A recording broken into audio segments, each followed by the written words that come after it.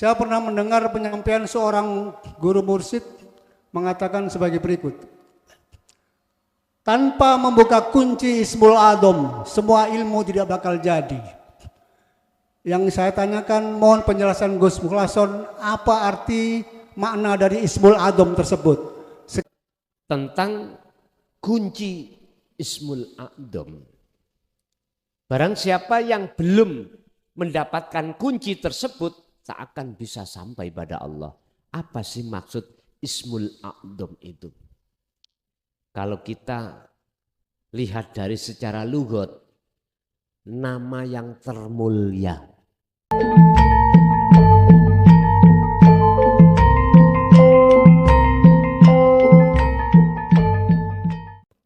Assalamualaikum warahmatullahi wabarakatuh.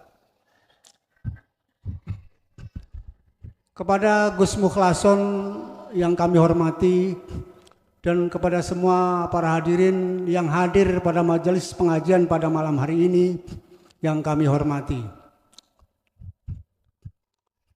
Kami ingin mengutarakan dua pertanyaan kepada Gus Mukhlason dan kami mohon penjelasan dan keterangannya. Yang pertama, apabila si salik sudah mengalami liqa'illah atau bertemu Allah di alam musyahadah, apakah hawa nafsu atau iblis masih mengikuti? Sebagaimana penjelasan panjenengan bahwa alam musyahadah adalah wilayah steril di mana hawa nafsu dan iblis tidak bisa masuk. Kami mohon penjelasannya Gus Mukhlason, mohon maaf. Dan yang kedua, saya pernah mendengar penyampaian seorang guru mursyid mengatakan sebagai berikut. Tanpa membuka kunci Ismul A'dzam, semua ilmu tidak bakal jadi. Yang saya tanyakan, mohon penjelasan Gus Mukhlason, apa arti makna dari Ismul A'dzam tersebut? Sekian, wabillahi taufik wal hidayah, wabirridha wal inayah. Wassalamualaikum warahmatullahi wabarakatuh.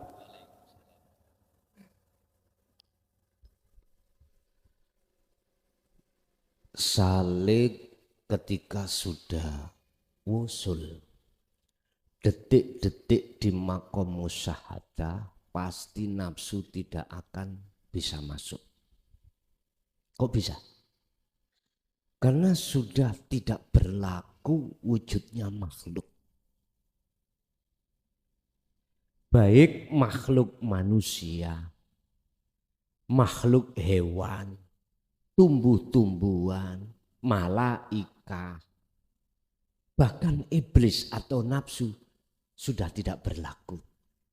Karena dikatakan wasil atau sudah sampai pada Allah, yang ada hanyalah Allah.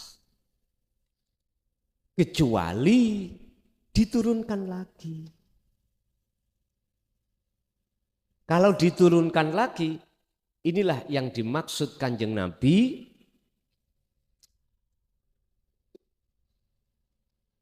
yang namanya Nabi Yusuf. Aku tidak pernah di surat Yunus kalau nggak salah.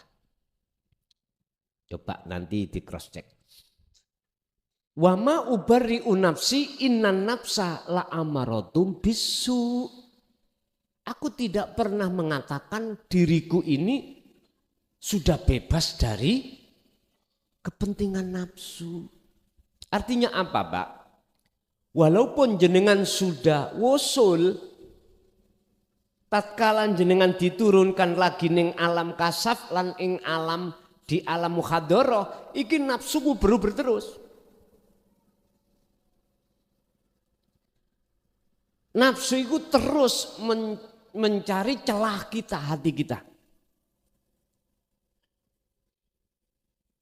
Kalau jenengan tidak diturunkan di makom mukhadharah atau di makom mukasafah alias ditetapkan, dikatakan ditetapkan di alam musyahadah, maka enggak ada nafsu yang bisa masuk di situ karena nafsu enggak ada. Kecuali kita dalam keadaan turun lagi, diturunkan Allah. baru masih dikejar-kejar. Makanya mengapa Allah selalu mengatakan tentang zikir itu harus kita lakukan dengan sebanyak mungkin, ada di situ, supaya pertolongan Allah selalu datang. Ada di situ, alladzina amanu wa tatma'innu qulubuhum bi dzikrillah. Ala bi dzikrillah tatma'innul qulub. Jadi benar Pak, ketika sudah wusul detik-detik, pokoknya ada di alam musyahadah ruhaniyah ini aman. Karena apa? Ruhaniyah yo sudah tidak ada, pokoknya yang ada hanyalah Allah, kecuali membahasi turun lagi. Baru berlaku namanya makhluk berlaku. Itu yang pertama. Yang kedua tentang kunci Ismul A'dham. Barang siapa yang belum mendapatkan kunci tersebut tak akan bisa sampai pada Allah. Apa sih maksud Ismul A'dham itu? Kalau kita lihat dari secara lughat, nama yang termulia. Pundi nama yang termulia? Yaiku nama sing gak iso disebut nama.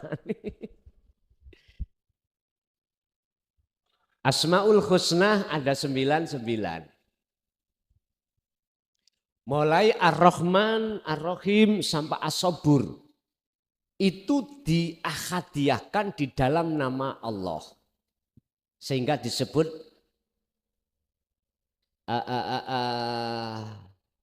Ismul Jalalah. 99 ini dicecep atau disedot oleh nama Allah, Jalalah. Secara maknawiyah, secara maknawiyah yang dimaksud Ismul A'dham hanyalah ini. Tapi bukan nama. A'dham itu maksudnya sesuatu yang tidak bisa kau sebut. Caranya bagaimana jenengan tidak bisa menyebut? Kalau ini kan bisa disebut Allah, ngerti nggih? Karena kita masih ada. Kalau kita sudah tidak ada, bisa menyebut Allah? Enggak bisa, Pak. Oleh karena kita masih merasa ada itu, akhirnya kita bisa menyebut. Lah maksud A'dham di sini bukan sebuah tulisan, sesuatu yang tidak bisa kau sebut. Anda tidak akan bisa menyebut kalau Anda sudah fana.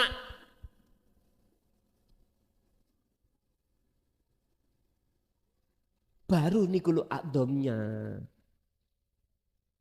Lah untuk mencapai makom fana itu bagaimana? Muraqabah dulu.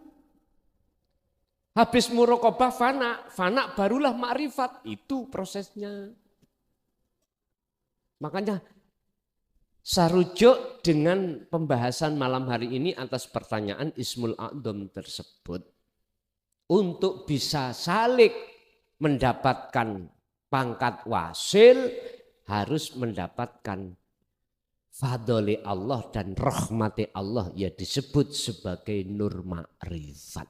Untuk bisa sampai nur ma'rifat dinyalakan dalam hati, berzikirlah terus menerus.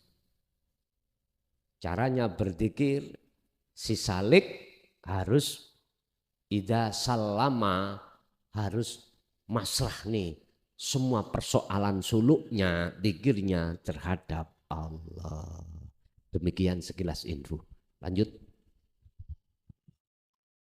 Assalamualaikum warahmatullahi wabarakatuh. Ngapunten sebelumnya, semoga Allah menghilangkan rasa ujub terhadap kita semua. Jadi alhamdulillahnya saya diberi kitab sama guru saya itu beberapa kitab tauhid, diantaranya Ghafiyatul Ma'arif, Tanbir Qulub, sama ada makna. Dari situ saya menyimpulkan ada beberapa kesimpulan, terus saya sinkronkan dengan Al-Quran bahwa salah satu pintu untuk masuk yang dinamakan, kalau di sini dinamakan Sirrul Asrar itu adalah syahadat. Analisa saya ini, itu saya tes. Tesnya ketika saya mau sholat, saya bersyahadat secara lisan, asyhadu alla ilaha illallah, tapi hati saya bahwa segala sesuatu itu adalah Allah sendiri. Muhammad Rasulullah, bahwa apa-apa wujud yang menyebabkan segala sesuatu ada, yang menyebabkan bahwa saya bisa sholat di situ, yang menyebabkan bahwa bangunan masjid itu ada, itu adalah Rasulullah sendiri. Itu. Dari hal itu, kemudian saya takbir, Pak. Karena salah satu rukun sholat itu adalah takbir. Ketika saya takbir, itu Allahu Akbar. Yang terjadi adalah hilang akbar, tinggal Allah. Nah, pertanyaan, dan setelah itu beberapa kejadian-kejadian saya alami. Nah, pertanyaan saya, apakah benar syahadat ini salah satu pintu untuk menuju Sirrul Asrar seperti itu? Dan apakah apa ya hal yang alami ketika saya sholat, dan bahkan setelah selesai sholat itu terus menerus terjadi seperti itu. Saya melihat segala sesuatu ini Allah sama Muhammad, Allah sama Muhammad, Allahnya dalam, luarnya Muhammad. Apakah benar seperti itu? Itu yang saya tanyakan. Terima kasih. Wassalamualaikum warahmatullahi wabarakatuh. Waalaikumsalam warahmatullahi wabarakatuh. Ketika si Salik betul-betul mengamalkan maksud daripada syahadat asyhadu alla ilaha illallah, baik secara syariatnya dibaca di lisan, lebih-lebih secara hakikatnya di hati, menghadapkan diri kepadanya, bertawajuh. Apakah ini bentuk proses Sirrul Asrar menuju fana'ud dzikri atau menuju nur makrifat sampai ke musyahadah? Betul.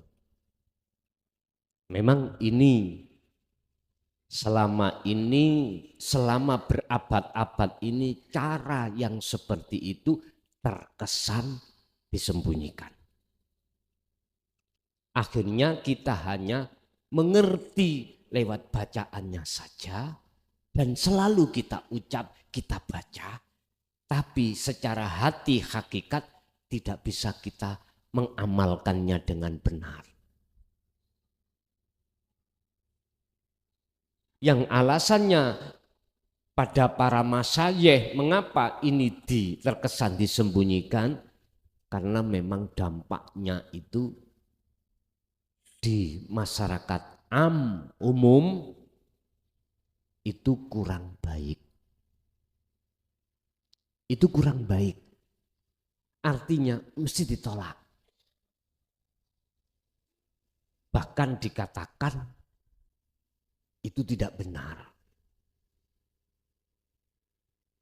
Kekhawatiran atas pertimbangan para masyayikh seperti itu loh Pak, dari resiko dan dampaknya pada masa-masa beliau-beliau itu akhirnya terkesan ditutupi.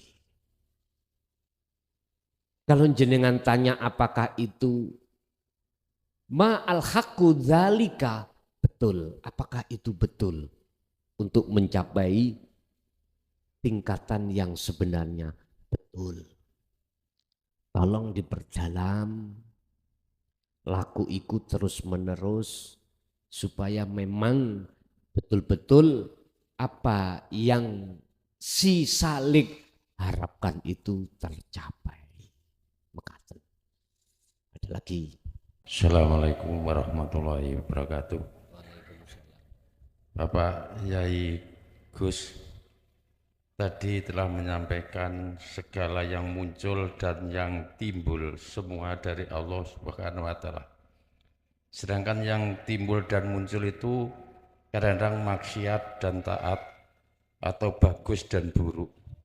Jadi apakah yang bagus dan yang buruk atau maksiat yang taat itu semua dari Allah. Dan juga kita sering dengar kalau yang maksiat itu datangnya dari manusia, sedangkan yang taat datangnya dari Allah Subhanahu wa taala. Sehingga kita masih gamjur atau mungkin gitu. Terima kasih. Ma kullu syai'in minallah sawa'un kana khairon au syai'an. Betulkah perkara apapun itu datangnya dari Allah, baik perkara baik, bagus maupun taat atau maksiat? Ini jawabnya tergantung. Kalau dari golongan ampa punya dasar. Kalau taat baik ikut dari Allah, kalau jelek maksiat dari nafsu kita sendiri. Dan itu benar. Miturut golongan kita yang ada di am. Sebab apa? Sebab golongan kita di am itu masih memandang makhluk. Baik wujudnya, kehendaknya, ataupun perbuatannya, dan lain sebagainya. Tapi bagaimana miturut orang yang sudah Allah masukkan di golongan khos? Beda jawabnya. Jawabnya apa? Khairihi wa syarrihi minallah. Tapi mohon maaf, ini belum bisa diterima golongan kita yang masih di am loh Pak ya. Mohon maaf. Mengapa beliau ini khos ini kok mengatakan baik taat maupun maksiat itu datangnya dari Allah? Karena beliau itu hanya menyaksikan Allahnya. Sedangkan selain Allah bagi orang-orang yang khos itu sudah tidak ada. Cuman perlu biar niki sinkron, kita harus bahas tentang kronologi. Kronologi dulu. Prosesnya mengapa orang khos mengatakan buruk ataupun jelek, taat ataupun maksiat itu datangnya dari Allah. Gini. Memang asli sebetulnya antara si A dengan si B gitu aja. Si A diletakkan Allah melakukan taat. Si B melakukan maksiat. Allah menghendaki dan menggerakkan baik si A ataupun si B laku taat dan maksiat itu ada alasannya. Apa alasannya? Allah menggerakkan si A laku taat itu dikarenakan atiullaha wa atiur rasul. Allah menggerakkan si B laku maksiat karena kebalikan ini. Jadi ahli khos iku memandang sebenarnya siapa sang penggerak.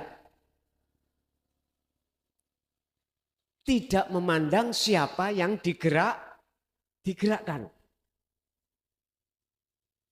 Dasarnya pun di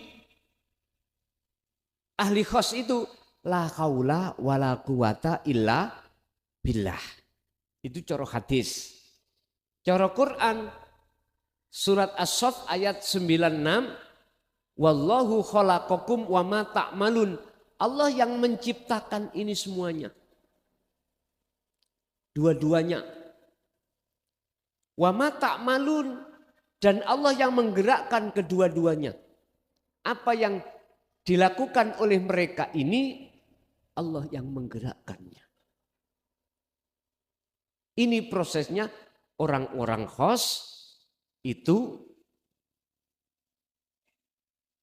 mengatakan bahwasannya Baik yang dilakukan taat A atau dilakukan maksiat B, itu sumbere sangka Gusti Allah. Tapi saya ulangi, ini belum bisa kita terima